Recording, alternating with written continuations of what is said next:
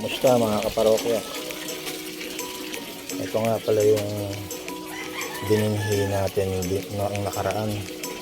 Una nang tumubo yung mga okra. Ito sa may talong, may sumisibol na rin. Ito ready to transfer na to sa mas malaki-laking pagtatanim ng kanya, siguro sa plastic container ng mga mineral water, yung mga butas na hindi na nagagamit.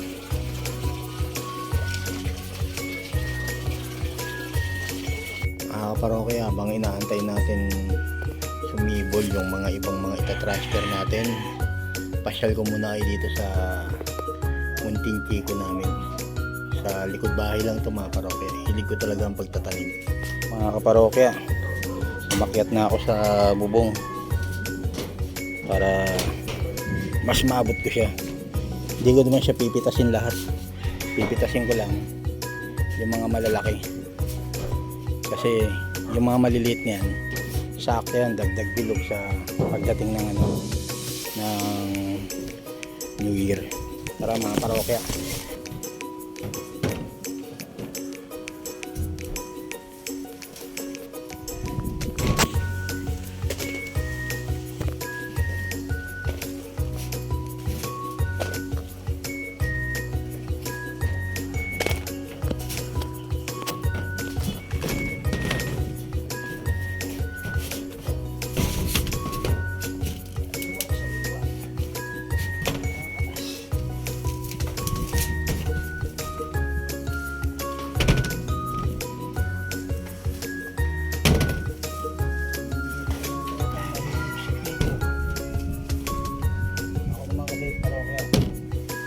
Umay na rin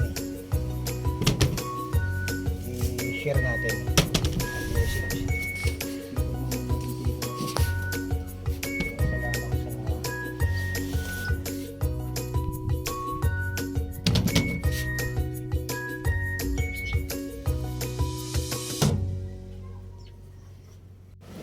Tulad ito mga kaparokya, malambot na at meron na siyang tuka ng gulay. Iba nalalaglag na lang.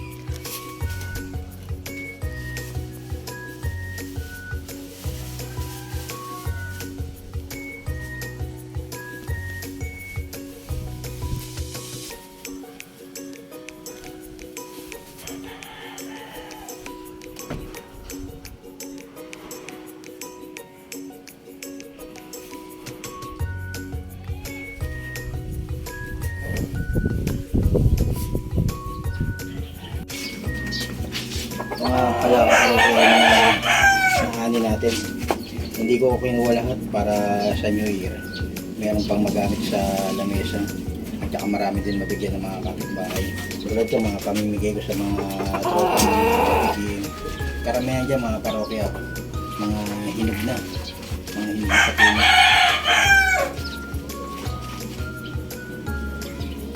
Tulad ito, ang tamis.